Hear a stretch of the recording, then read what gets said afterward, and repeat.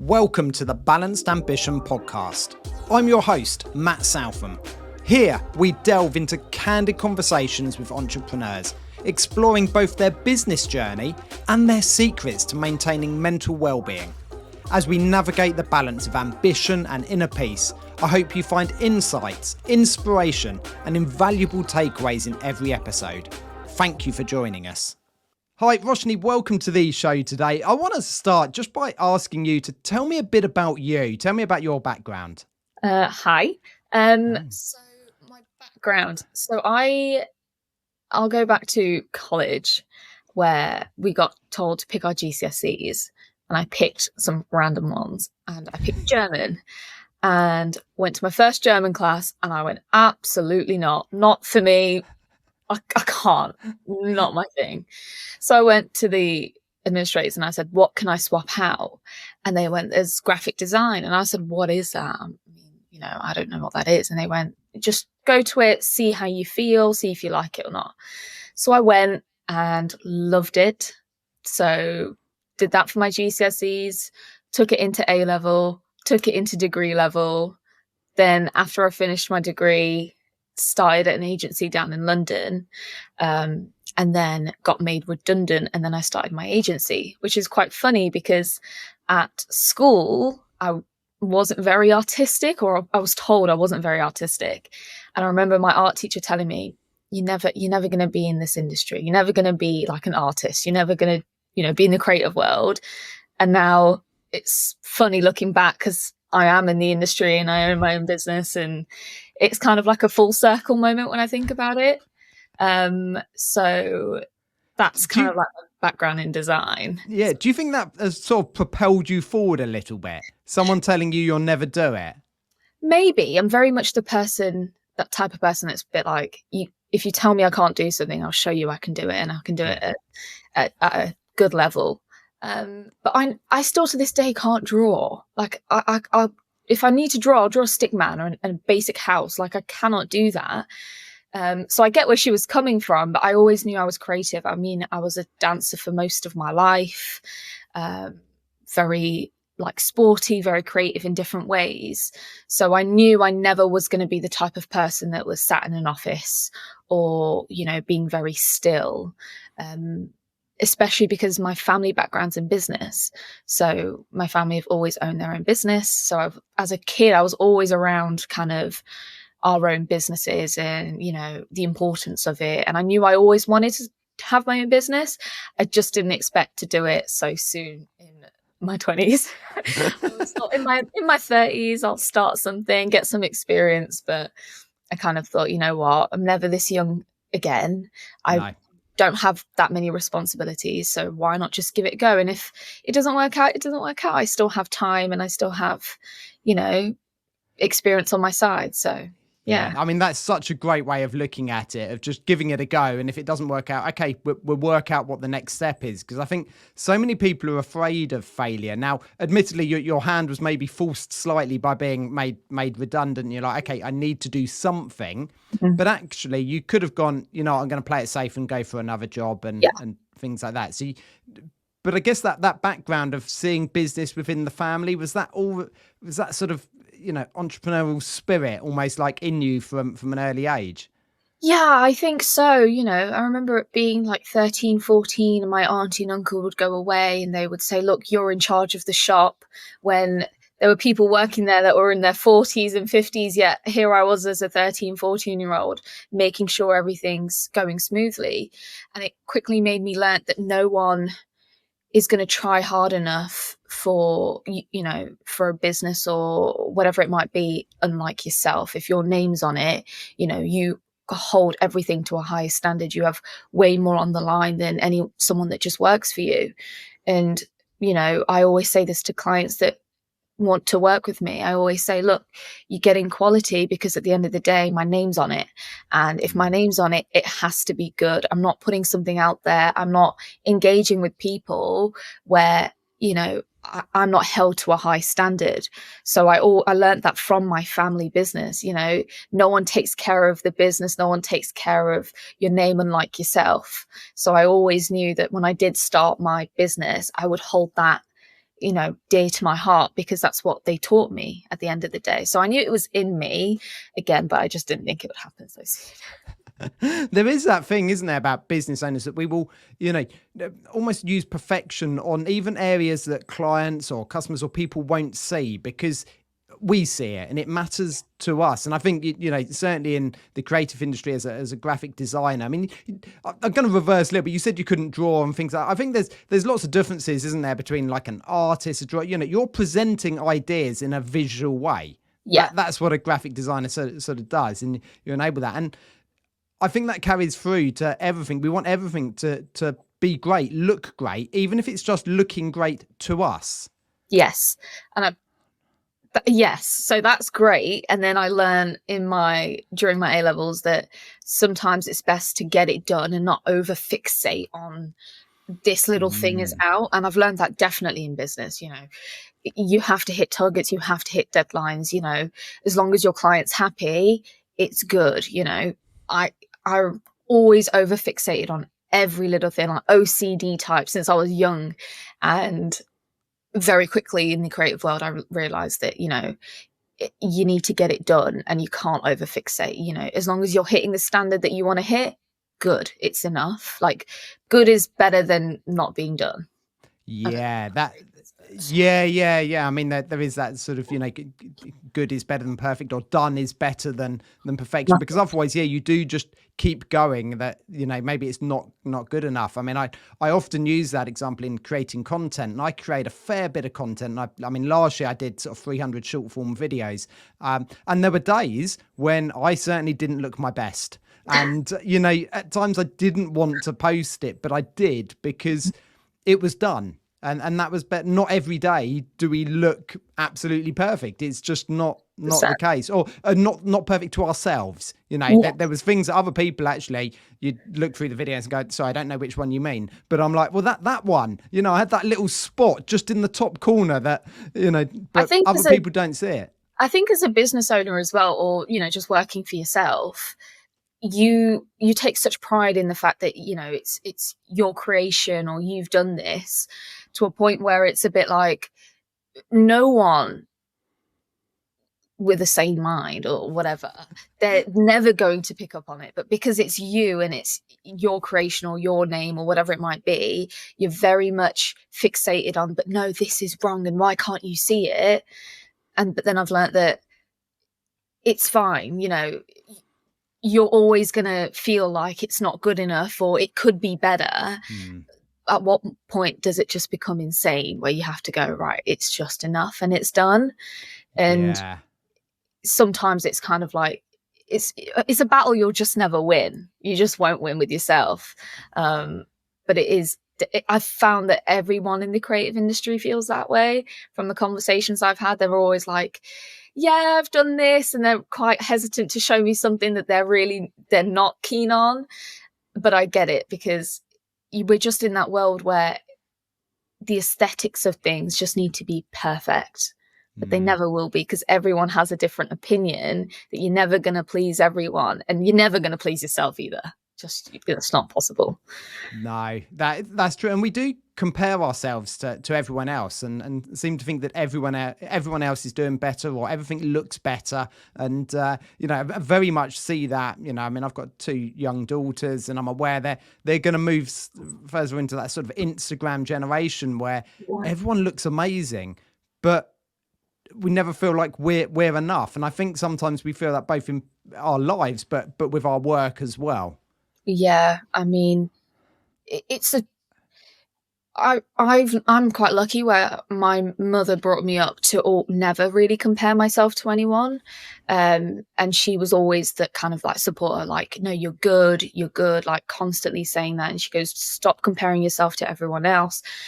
So I never had this kind of sense of, oh, but she looks like that, and oh, they're doing this, so I always had that confidence in myself to say, it's fine if I'm different. It's fine if I don't look like everyone else. It's good.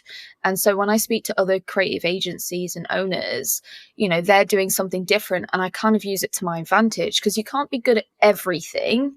So I focus on one thing and then have these conversations, put them in my little black book. So when clients come to me and they want something very specific, I can then go, I know someone that can do that. And then I let that other agency owner know that, hey, this is a client that might work for you. And it ends up being this really nice collaborative thing, instead of this whole, you're doing this, so I need to do this and we're in competition.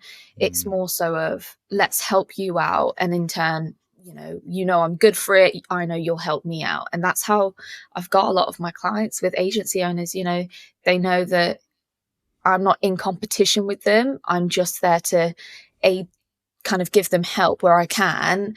And then in turn, they know what I do. So when they're overwhelmed, they kind of send it my way. So it is hard because, again, the creative world it's so big and a lot of people are doing a lot of the same things.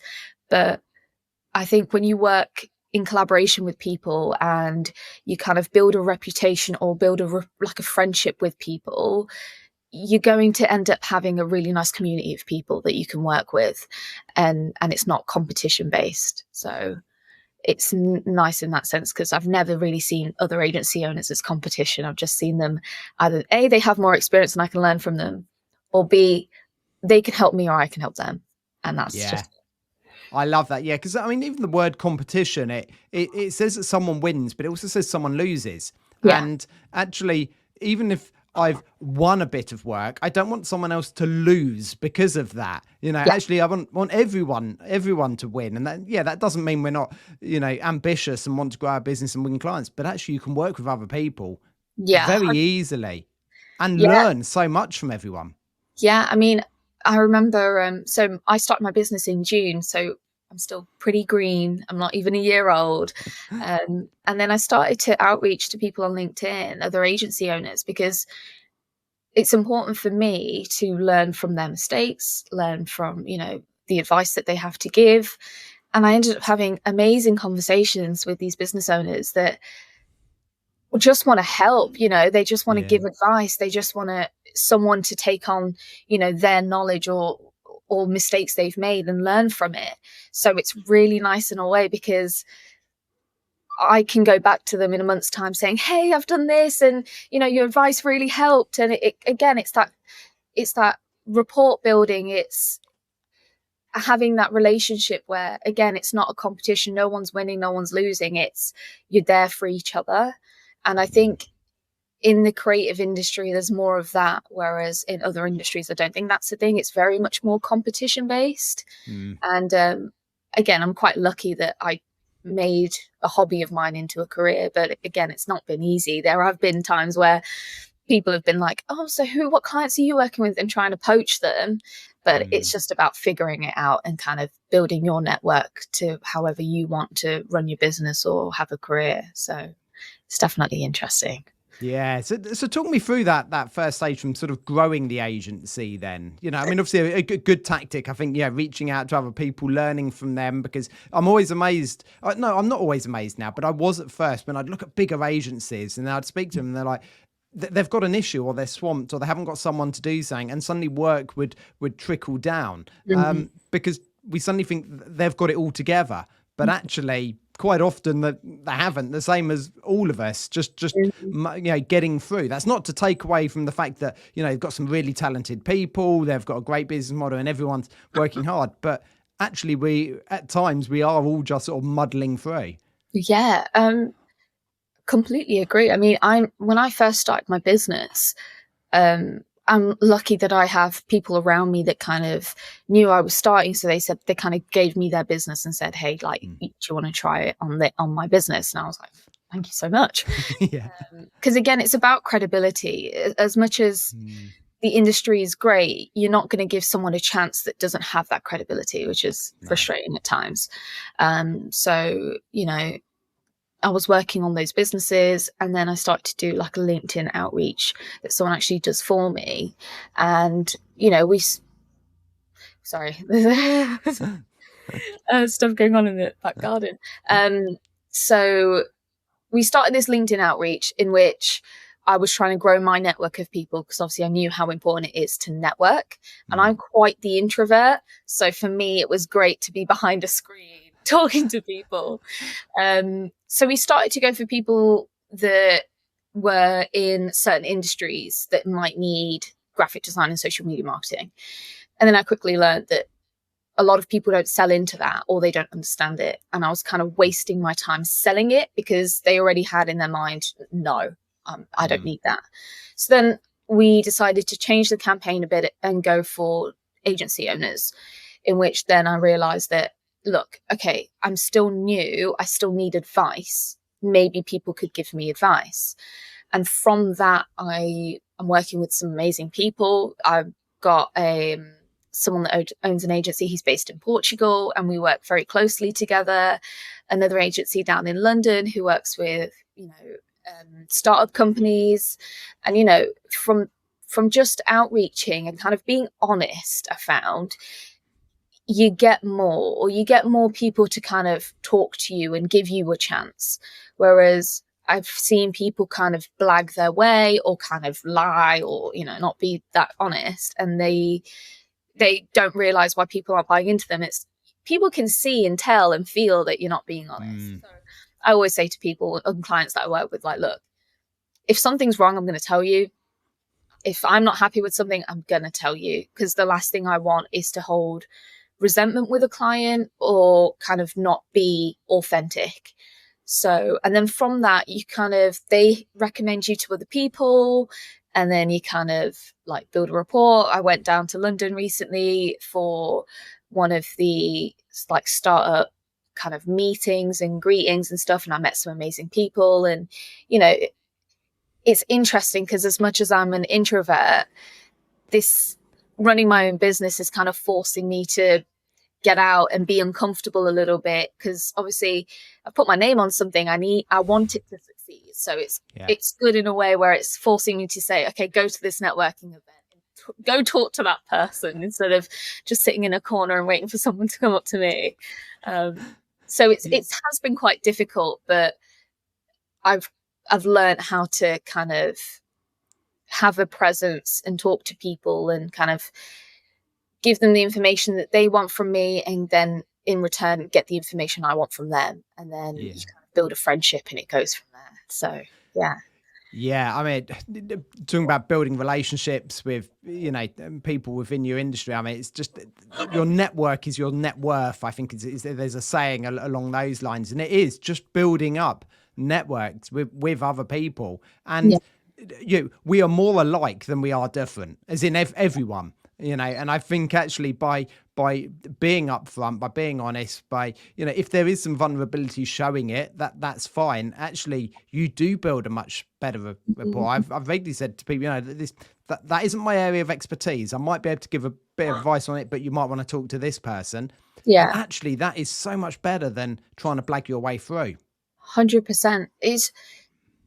I feel like as well, like no one wants someone that knows everything or can answer to everything, because that's not real life. That's not actual beings. You're not a pro in everything. So if you can kind of go out your way and help someone, they see that way more as a addition to who you are than you just having all the answers. I have a client who wanted paid ads, and I don't specialize in paid ads. I can do basic ads on like Instagram and Facebook and stuff like that, but on the bigger scale, no, I don't have the experience for that. So instead of blagging and saying I'll figure it out, I've said I know someone that can do it, from the outreach and having conversations. I know someone. Then I took my client down to have a meeting with them, and they're having. Then in return, me and that other agency owner have this really nice relationship. And now he's like throwing digital assets my way. Can you create this? I've got this for you. Do you think you can do it? And it kind of just builds that understanding of, I'm trying to help other agency owners, but I'm also trying to do the best for my clients as possible. And I'm not going to know everything. I'm just not. And it's best for me to outsource it when I can. So the client also knows that I'm there to help them. I'm not there to take their money or, their business as much as I can. It's not about that.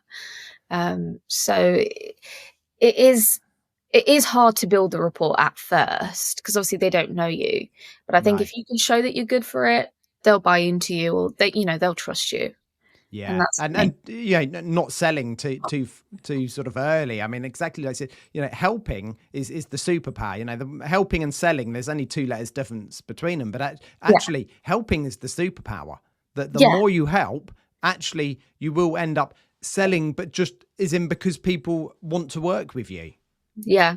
I remember the whole reason why I started my agency is someone came to me with a marketing deck, and they went, I've done graphic design for 10 years, over 10 years now. So I know what looks good and what doesn't. He gave it to me. He's like, just have a review of it and see if it's good.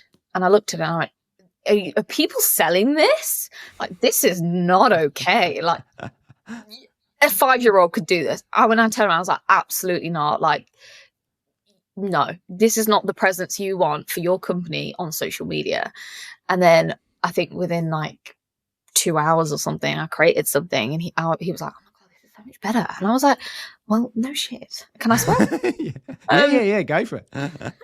I was like, well, duh. Like, this person just wants your money. They don't really care about building a relationship with you. They just want your business. And then from that point, I was like, you know what? I want to help people that kind of get caught in the trap of buying into people that just want to sell their business. Like, it's not okay. So my whole ethos when I speak to people is that I want to help you. I can't stand to look at bad design, nor am I going to create bad design for you. So let me help you. Or, sometimes I just consult for people, and they talk to me on like LinkedIn. They're like, hey, can you just like audit this, or can you give me your opinion? And because they know I'm good for it, they've seen work of mine, they've seen how I work as well. So they're a bit like, well, I can come to this person because I trust them. And normally when you build trust with someone, you're kind of going to get business automatically because they know you're good for it. Yeah. They can trust you, so I feel like that's a way better way than just being like, so I sell this, buy it, Yeah, but I'm a big believer that actually we're not as such buying the product or the service. Actually, we're buying the trust that we've put into someone. We're buying the brand, aren't we? Whether it's personal brand, and your personal brand is just your reputation. It's the way you do things and the way you come across, and people buy into that. Very much so. I always say to everyone that I work with, I always say, people like people. People don't like to talk to a fucking automated idiot on the phone. They want to talk to people and have that relationship. So it's great building a company brand, brilliant, but you also need someone driving that and someone kind of being the face or the voice behind that. And I always say to companies that I work with social media, I'm like, it's great having a company presence, brilliant, but you also need someone to kind of back that voice and push it, because everyone that I've met, everyone that I work with, it's more about who they are and what they want more so than what they want for their company. Almost it's their ethics or the way they see their brand going, or it's very much about them more so than the company itself. So yeah, I think we're going to see more and more of this, that, people have really woken up to the importance of a brand, because, a company sells products and services, but it's the brand is the reason we buy from them. And, companies who don't focus on that personalized way, a company can have a voice, it can have a personality, it doesn't. I'm a big fan of founder personal brands, but equally you can brand your company and have a tone of voice for that and the way it communicates all its messaging, because we buy into brands. And I think people should put a lot of their marketing spend into branding. And it's a real tough one to sell, because, if someone says, oh, invest in brand, or there's a pay-per-click where I can give you all the analytics and data, it's like, okay, I'm going to go pay-per-click because I can see what I'm spending, what I'm getting. But actually, for the long run, investing in brand is essential. 100%. When you say that, one company comes to mind instantly, and it's Surreal. And they have such a voice and just a tone in their company. You can see it on LinkedIn, their posts and stuff.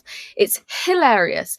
And they do it so well. Like, their branding, their voice, everything about them is done so well. And they take such pride in, how they want to come across, that that's a great example of a company using their branding properly and for a reason. They're so funny. And I wake up in the mornings on a weekday and I'm like, I can't wait to see Surreal's post. Genuinely, it makes my day. And people, you can see it, people engage with them. Like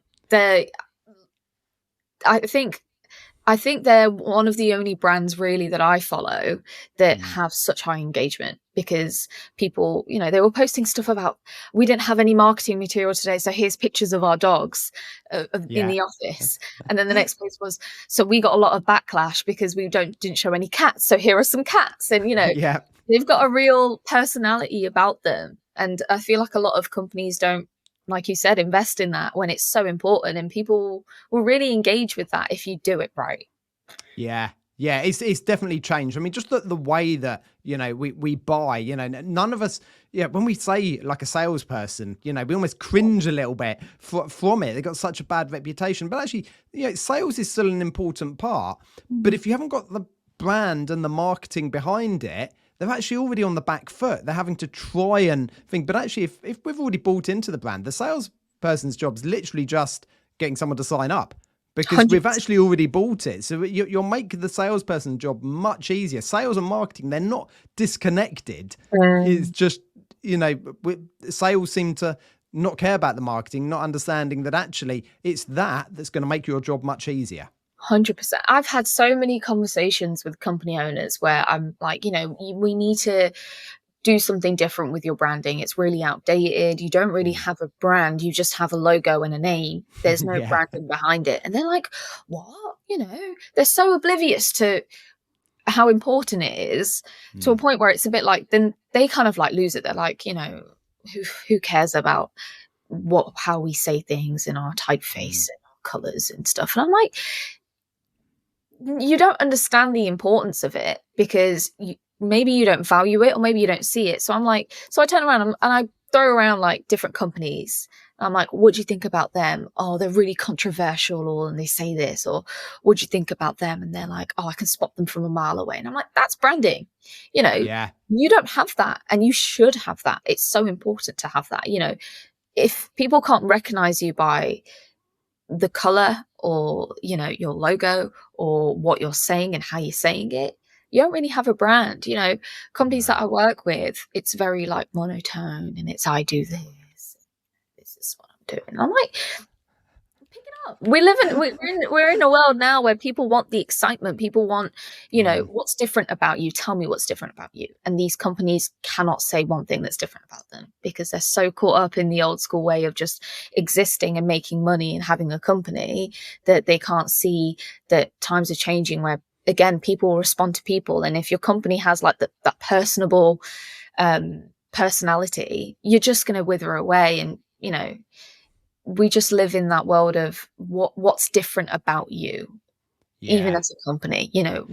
What will I find in you that I won't find in any other thing? And I think people are lacking that understanding massively. And I think those people are going to be, they're just not going to be up on the radar of their competitors. I just don't think they will. I think their lack of understanding, or their lack of, just going for it, will hinder them in the long run.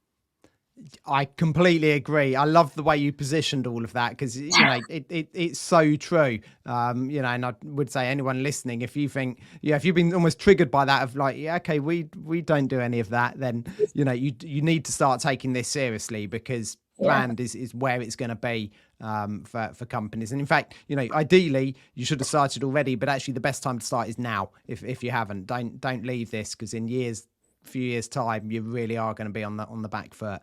So. Yeah, I mean, I did it with my own company name. I remember I was helping someone, they wanted to start an agency, and we were brainstorming names. And I know I probably don't come across as funny, but I am funny. And I was throwing words out there, and then I was just like, what about there? They were like, no. And I was like, okay, fine. And we kept doing it for them. And I kept sat back, and I was looking at my list of what I would call my agency, and I went, there. And I was like making up little jokes, and I was like, what if somebody goes, oh, where did you get that, your branding from? Oh, I got it from there. Where's there? There? And I was like, that's a funny thing. And people would actually kind of catch on to that, and it could be made as a joke, and it gives the brand a bit more personality in saying, okay, we're not just Studio 59 or, something really plain and basic and boring. Whereas I think calling my company something like that kind of shines my kind of personality and humor, and not making it so plain and kind of like other creative agencies. It's very much, I'm trying to give it a personality, and I'm giving it a personality that I have, so when I kind of put out material, or people ask me what would you consider your brand is, I'm like, it's funny, it's humorous, it's not as serious, it's playful, like the creative world should be. And that's the reason why I've done it. And my brand does have that kind of personality. And when people ask me about it, I'm like, yeah, it's there, it's over there. And like, I'll catch people saying it, and they're like, they'll be talking about something random, and they're like, oh, it's over there. And I went, where there? Where? Over there? Over here? And they're like, oh, she's trying to play with her company name. Yeah. And I'm like, it's just funny, Yeah. Which is on. Yeah. And it is, it's a personality, that's literally what branding is. Talk to me a bit about what you do outside of work, because, you are fairly new into business or into your agency. And I'm well aware that often you just devote all of your time to that. And you want to. I'm not knocking that idea. Yeah, we're all excited. But how do you take a break from that? Can I get back to you? I'm joking. I've always been very athletic. I used to dance. I used to play football. I used to play every single sport under the sun. And when I started my agency, I kind of let that part of me go. And it's really sad because I loved it. It was a big part of my personality. It's a big part of who I am. But I've also quickly learned that I need to have that balance of, if I'm not doing great, my company won't be doing great. I need to invest in myself as well as the company. So I always make sure once a day I'm either at the gym or I've gone for a really long walk, an hour. I set out time each day to say, okay, I'm not having any meetings this day. I'm not going to do every work at this time. I'm not going to do any work at this time either. I'm going to go and get out of the house, because I work from home as well. So you're kind of stuck in a rut almost of, okay, I'll just work. And then when you get back, when you're in the evenings, it just doesn't stop, because this is your working space, isn't it? So you're constantly on. And I always make it a point, to be fair, to go, right, in the evenings, I'm going for a walk. I need to take that time away, some fresh air. I go and see my family when I can, my friends when I can. I try and take weekends off now. I really try. But sometimes life gets in the way, or you're like, no, I need to get this done. I'm very much the type of person, as well, as if I get given a deadline, I cut it in half and I get it done by the half deadline for myself. So then I've kind of prepped myself, I'm kind of ahead of the game. I give it to my clients then ahead of the game, and I work that way. Again, I've quickly learned to take time for myself. So I'll go for walks, I'll go to the gym, I'll go to a dance class every now and then, I'll bake, I'll cook, whatever it might be. I have struggled, and I still struggle with it today. But again, if my mental space isn't great, I'm not going to get the work done to the standard I want, and I'm very much the type of person that your mental health has to come first. Your health in general has to come first. So, I spend the weekends, instead of on a Sunday where I'll be working, I'll spend the Sunday meal prepping for the week. So I'm, ready and I'm prepared. And then I'll go from there. And I try and have like a routine. I've always thought, I'll get up at 4:00 and I'll go to the gym, and then that all goes out the fucking window, because you sleep late at night and you just want to like lay in. But I am very determined to say, okay, an hour a day, get out the house, do something that isn't on your phone, on your laptop, whatever it might be. So I do kind of get out and try. I think that's the main thing. I try. I know. You know what? I think that's so important. It's really interesting hearing you say that. And pretty much everyone I speak to, the word try always comes up, or I attempt, or, and sometimes try is almost like the opposite of I will. Yes, you need to make more of a commitment to yourself, but it is tough. And it is tough. And it's always a journey. I know I need to get out more. I always feel better from going to the gym. I've never felt worse, but at times I do have to tell myself, and often say actually some of the social media content I put out there is actually me talking to myself. When I'm saying to people, you need to get up from the desk and go for a walk, actually, I'm saying that to myself to remind me, because again, I'm trying. Yeah. I put on my gym gear like before, and I'm like, well, I'm in it. Just go. You don't have to get changed now. Just No. get in your car and go. And sometimes I think the hardest thing is just getting up and getting in the car and going. Yeah. Once I'm there, why would I waste my time? I'm there. I might as well just train. The hardest thing is just getting up and going. So I always try and psych myself first and be like, well, you've done the hard bit already. Just go. But it is hard. Like, I do have to say to myself, come on, go. But I'd have really good people around me. One of my closest friends, he's a boxer, and he's really taking it serious this year. So he's training every day, like strength and conditioning. He'll call me and be like, oh, I've just come back from the gym, and it's like 9:00 at night. And it's really inspiring when you have people around you that kind of push you and almost make you feel like a loser, so you don't feel like, so then you kind of get up off your feet. So I have these incredible people around me that do these things, and I don't want to be that person that's just sat and not being the best version of me, and they kind of push me to do that.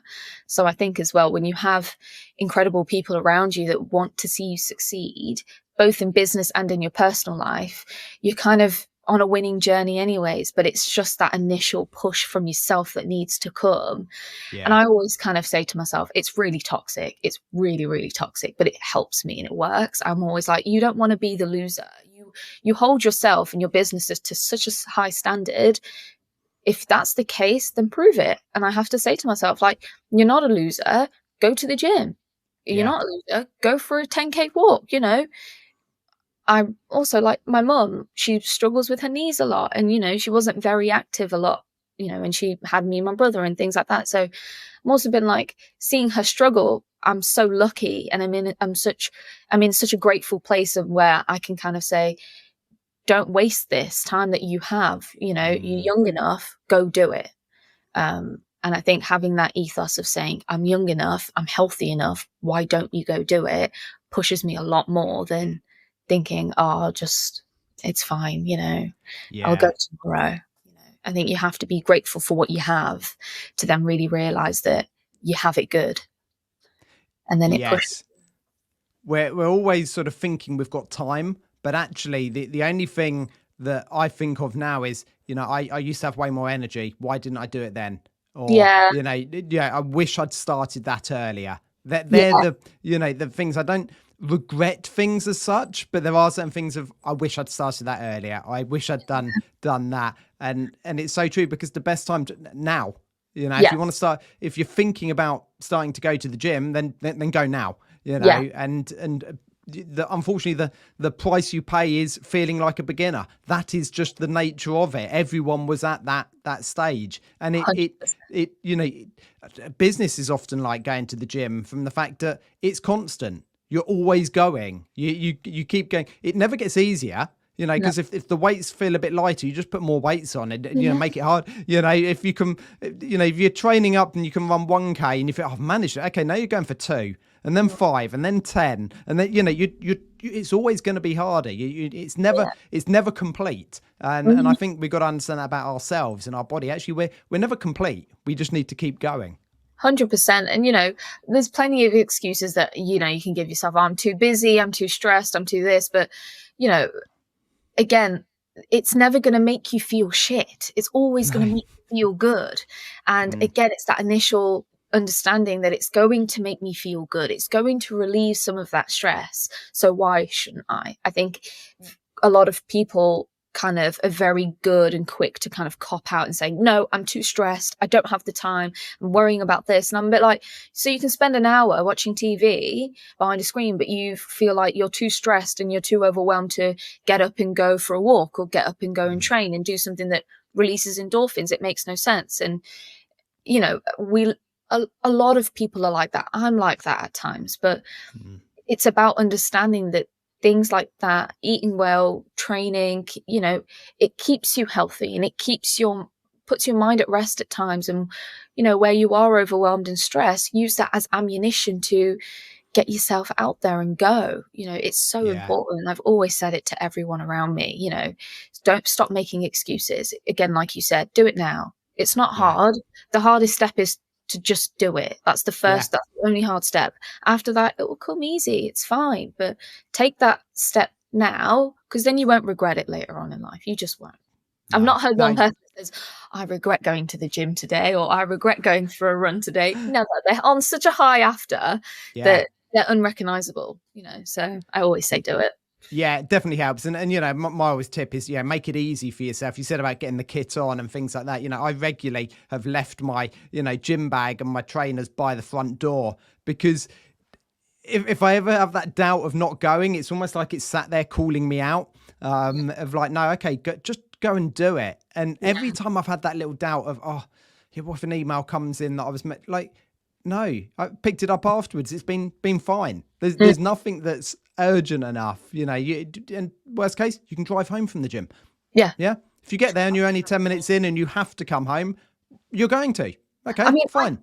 I keep my laptop in my car at all times. So wherever I go, I'm holding this bloody laptop and everyone's like, put it down. I'm like, I can't. Just, I'll be in a much better headspace. I'm here with you right now, knowing my laptop's there if I need it. The last thing you want me to do is like run around. Okay, I've got to go. When it's right there, I can do it. If there's an emergency, I can do it. And then I can come back and focus on you, So I've done that before, where I've had an email come and they're like, I need this. It's really urgent. And I whip out my laptop in the gym, and people at the gym around me, they're like, what the fuck is she doing? And I'm like, you won't get it. You won't get it. No. But it kind of helps me almost then refocus. So if I do have an email, the entire session, that whatever I'm doing, I'm just going to be worried about that. My mind's not going to be in it. Whereas if I have my laptop around me, I can sort it out urgently and then just get back onto what I was doing. But again, it's about that time management as well. I've said that I have no meetings between 1 and 2. That's me time. That's, getting my head together, sorting things out that I need to get sorted out, whether it's going to the gym, walking, sorting out emails and stuff. It's my time. And I think when you set out time to do that, it's then much easier to go, okay, I am going to go and do this for myself and, be a bit more healthier, because you're blocking that time out, and it's not work time then, it's you time. So I think that very much helps. But again, when you own your own business, people always say, get out that 9 to 5 rut. I'm like, get out the 9 to 5 rut to work almost 24 hours a day. Yes. Yeah. Brilliant. But so it is difficult, but you just need to, I think people need to understand that the business wouldn't run if you weren't okay. And you need to take care of yourself to actually run it or do it, That's such an important part. And it was interesting what you were saying about having your laptop with you. I mean, I've thought lots about this recently, because sometimes when people say, oh, you need to switch off and relax, and sometimes actually the trying to relax almost makes me more stressed, because then I'm worrying, actually, no, I should be dealing with the thing that's making me stressed, the work thing. If only can I just do that email, then I'll be able to relax. And actually, I went away for a week in March, and I posted on LinkedIn to say, actually, I was on holiday for a week, but I still did some work, because because the idea of completely disconnecting for a week actually meant that I wouldn't relax at all. So by doing a few emails in the morning, checking in, maybe even picking something up in the afternoon, meant that I could switch off at the other time, because actually, otherwise, I'm trying to relax, but all I'm doing is thinking about that little work issue or whatever. So sometimes you do have to just scratch that itch to allow you to move on. Yeah, 100%. People, I have so many people around me that kind of go like, I'm so stressed about this and I need to get this done. And I'm like, well, then get it done. Stop sitting here and complaining about, I need to get this done. What is that concept? If you give yourself 2 hours to do something, you get it done in 2 hours. If you give yourself 20 minutes, you get it done in 20 minutes. And I'm like, that I cannot stand when people go, I'm so stressed and I need to get this done. I need to get that done. If you know you need to get it done. So then your mind can kind of rest a little bit. What is this concept of, oh my God, I've got so much to do. Oh my God, I need to get this done. And you're just talking about it. No, stop talking, do it, and then you can chill out and have a nice conversation. We're not worrying about what you're stressed about. And I have clients come to me all the time and they're like, can you manage the workload? And I always say to them, look, I'm hyper organized to a point where, if I've got stuff I know needs to be done, again, I'll half the timeline. So I know it's done. So then that stress doesn't overconsume me. And owning a business is very stressful. You have so much on the line that why would I make it worse for myself by not being organized or not planning my days out properly so things are done? Again, yes, things come up. You're going to have those odd things that are like pressing that you haven't done, you've forgotten about, whatever. We're all human. But for the majority of it, if you're organized and you're understanding what's important and you're getting through things, you're going to be mentally a little bit more calmer because you're setting yourself up for success, not failure, And it frustrates me when people are, say to me, you don't understand, I've got this to do and I've got that to do. Well, stop talking about it and do it. And then you can just chill out. But I think people thrive off it. I think people really like the idea of being stressed out and being so overwhelmed. And it kind of gives them a sense of you're doing good. But it was seen as a badge of honor, wasn't it, for a while? And I'm very now anti that sort of hustle culture of, I'm always busy. I'm working late. Yeah, that's not showing off. Well, this is what I always say. Busy isn't good. Being productive is good. You being busy just means you're spending time on something that doesn't need that much time because you're overthinking things, or you want to almost spend more time on that, but that doesn't mean you're being productive. I would much rather have a productive day than be busy, because to me that just sounds as an excuse to not get things done. I'm too busy. It's just an excuse to me. No, get it done then. Why is it so hard to get it done?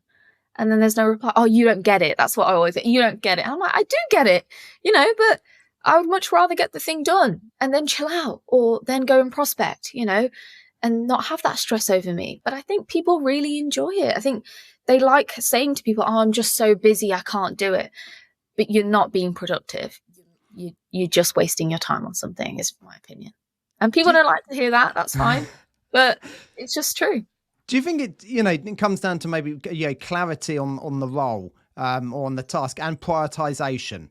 Because a lot of us, and I've got a very busy brain, and I've got 100 tabs open at all times. I'm having multiple conversations, and at times I can feel overwhelmed by having so much to do.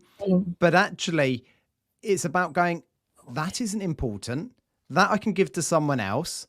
That doesn't even need doing. Today, this does. It needs to be done in that order, and it needs to be done in that time. And actually, a thing that I've started doing is, I don't have such a to-do list. It needs to go in the diary. I actually block out time for these important tasks. And I completely agree with you. There's that, I can't remember the saying, if you give someone, 5 hours to cut down a tree, they'll spend 4 hours sharpening the axe, and it's true. Just get that task done. And so sorry. Right. So sorry. He's not at all. We've got a barking dog, very excited, but they're obviously passionate about what we're talking about as well. But it's true. It's getting that clarity on what task do I actually need to do? What do I need to do? And I've realized that about myself, because in the past I have been that busy fool. I'm really busy. I'm really busy. But actually, I'd get to the end of the day and I didn't feel like I'd achieved anything because I hadn't actually done the important stuff. I'd just been busy. I say this to people often, and, I do think it's about organization, but I also do think it's when you're in that point of being overwhelmed. For some people, obviously, they feel so overwhelmed that they then can't focus on actually doing the thing that's overwhelming them, that they'd rather focus on the little tasks, the easier things, the easier wins. And I get that because I've been that person before. But I think also, I think people that are overwhelmed or feel overwhelmed a lot of the time, they don't have the ability to kind of say, okay, this is what's overwhelming me. I'm going to block out this time to get it done. I don't think they have the task, the ways to do that. And I struggle. I know someone that's really close to me. He's very, very overwhelmed all the time, stressed with business. He's in mergers and acquisitions and he's buying all these businesses and really stressed. And he's like, oh, you don't get it. I've got so much to do. And I'm like, so you're telling me when you get into the office, you are 100% on the ball trying to get all of this done? No, because you're so overwhelmed. You'd rather focus on the smaller things and not get these big things done. And then you're overwhelmed and you're busy and you're stressed and you don't get it, and sometimes my friend looks at me and he goes, you don't get it. You're still starting off new. And I went, that's a bigger stress. I'm trying to find more business. I'm trying to make sure I'm doing everything right, but I guess the difference is because I am so hyper organized and I like to make sure that my mental's good, that I know how important that is, that I'm like, okay, this deadline's just come up. Someone's just given me this project for tomorrow. That goes up on my deadlines. That's my priority. And then I block out time for all my other jobs. So I know it's done. And then anytime I have spare, I can focus on finding new business or, pushing my business to wherever I want it to go or doing certain things. I have that time and leniency. Whereas I think people are very much like, I'm stressed, I'm overwhelmed, you don't get it. And they don't help themselves either. And it's hard to sit back and watch people do that, if I'm honest with you. Such easy solutions, such simple things that you can do on a daily basis to help yourself. And I think people at some point don't want to do that. They kind of like to live in the stress bubble and being overwhelmed. And like that's almost like their personality trait of this is who I am, which I've never understood. Life's so complicated, especially when you throw in your own business into it. Why would you want to make it more complicated? I don't get it. But I've always said, manage your time. That's the one thing that's going to help you, not hinder you. But yeah, it is so true. And, I can see it. And like I say, as someone who is very all over the place at times, actually, I've really learned that the kindest thing I can do myself is just be slightly more organized on what tasks do I need to get done today and concentrate on the important ones. Yeah, I know things come up, but it's a bit like, well, but your to-do list will never be done, will it? No.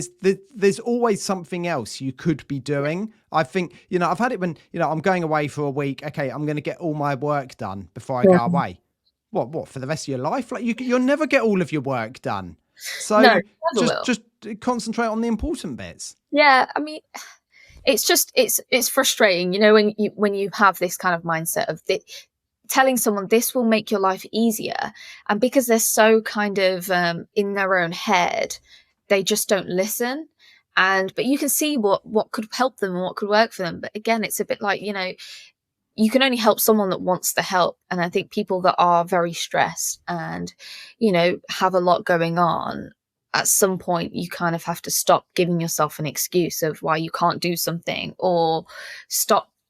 I hate saying this, and I'm probably going to get a lot of backlash for saying it, but stop playing the victim. You're not a victim. You chose this life. You chose the stresses. These are all because of your doings. I mean, in business, not in life. Yeah. These are all the things that you've put on yourself. Well, then fix it. You've done it. The only person that you can blame is yourself for either putting yourself in a rut or getting yourself out of it. You have to take accountability for what you're doing. And if you're putting yourself under so much stress, that's something you need to look into yourself and say, I've done this to myself. Right now, how can I get out of it? Instead of saying, oh, I'm too stressed out. Don't talk to me. I can't do this. You don't understand. No, you've done it to yourself. Now fix it. Stop complaining. And even taking accountability for the things that you have, when I say take accountability for things you have no control over, you can control how you react to it, how you deal with it, and the output that you put. Yeah, you might have 100 things suddenly come into your email inbox, people wanting your time, and that might stress you out. Actually, no, you're in control of saying yes or no, and you can or deciding how you're going to manage that. You've got to, people certainly do need to start taking, responsibility for, the actions that they're going to take. You can't necessarily control everything else, but you can control the action that you take. And it's not always easy. I'm sympathetic to anyone who really struggles with some of that and has some loads going on in their life. But, we can take control over certain things. And I think sometimes just being kinder to yourself and understanding where you are, where your head at, and just getting that support. I mean, we're going back almost to that conversation we were having earlier. people will support you. Yeah. You've just got to get advice from everyone as how's best to manage this, how's best to do it. Don't just get yourself stressed by thinking you have to do it all and know it all, because no one knows it all. And, I'm always trying to be there for other people and kind of helping them through things or whatever it might be. And I'm very much the type of person that doesn't like anyone else to help me. I'm very much independent woman. Like, I can do it myself. Bullshit. Because you can't do it all yourself. You just can't. You have to rely on people. You have to kind of lean on people to help you out and support you and pick you up. And, I think especially when you own a business and you don't have that time anymore, you know who stands by you and who's supporting you from the sidelines. I've said it to my mum so many times. Like, I'll come around for breakfast or something. I'm like, Mum, I need to tell you, like, I've got so much going on. You're not really going to see me for the next couple of weeks. Don't worry. As long as you're okay, as long as you check in on me, and you're good, you're good. And then she just leaves me to it, and she'll just check in. How are you doing? Are you okay? Do you need anything? I'm good, Mum. Thank you. Bye. Whereas I've had friends that, since I've started my business, they're very much like, you don't have the time for us anymore. I'm like, I need support. I need you to encourage me. And yes, you're doing great, honey. Carry on. We'll be there for you if you need anything. Not, oh, you're not coming out with us. You're not spending time with me anymore. You quickly realize people aren't your friends, or people aren't really there to support you. They're just there to use you for your time. And I think that's probably the great thing that came out of, starting my business. I've realized who's actually there for me and who's not, and who I can lean on when I need it and who I can't. It can be eye-opening, can't it? 100%. My mate gets a phone call from me, and I'm like, he'll just answer, and I'm like, he's like, what's wrong? What do you need me to do? I'm like, can we just talk about something, anything, just not about me? He's like, okay, and he goes on and talks whatever he needs to talk about or wants to say. And like, having phone calls like that where the people just know, okay, she needs me right now, or she needs a distraction, and they're there for you is so lovely, because you don't have the time when you start your own business, when you're starting off, or even maybe further down the line. You just don't have the time, unfortunately. And the last thing you want is pressure from people saying, you need to come see me. You haven't seen me in ages. You haven't texted me. You haven't called. You don't need that. And you quickly learn that, okay, those people just wanted me for like the weekend, or just to have some fun. They're not really there to support you in your ventures. And it's amazing, because especially in the community of the creative world, especially outreaching to other agency owners, they're very much there for you, which is really surprising. They're very much like checking in. How are you doing? Especially me being so new, they're very much kind of like they're my mentor almost. And they always check in. And it's nice, because I think people that don't have a business or haven't started their own business, they don't really understand it. And it's hard to convince them and tell them this is what's going on, because they can't fathom it. But, it's still a good thing, I guess. Yeah, we've all had different experiences, but understanding, people understanding your journey and supporting on that is an absolute superpower. I want to finish off today just by asking you, what advice would you give someone else who is thinking of starting a business? Advice. Do it now. Like you've said before, there's no better time than now. I would say do it now. I would say have a personality in whatever business you're thinking of starting. Have a personality. Do it for the right reasons, not the wrong reasons. Otherwise, you'll be caught out very quickly. And ask people for help. Ask for the advice. Don't just sit there and struggle. Just ask, because so many people want to give their advice. A lot of people want to help other people as well. Create a network of people that you trust and that can help you, and in return you can help them. Just go in with good intentions. I say do it and just be authentic, and you'll probably succeed. Brilliant. Thank you so much for joining me today. I've absolutely loved our conversation. We've covered quite a lot today, but your insights into it, and obviously I wish you all the best in growing your business as well. So thank you once again for joining me. Thank you for having me. I loved it. Thank you for tuning in to this episode of the Balanced Ambition podcast. I genuinely hope the stories inspire you as much as they inspire me. If you found value in today's conversation, please share it with a friend. And remember, by subscribing, you won't miss an episode, and it would truly mean the world to me. Stay balanced, and I'll see you next time.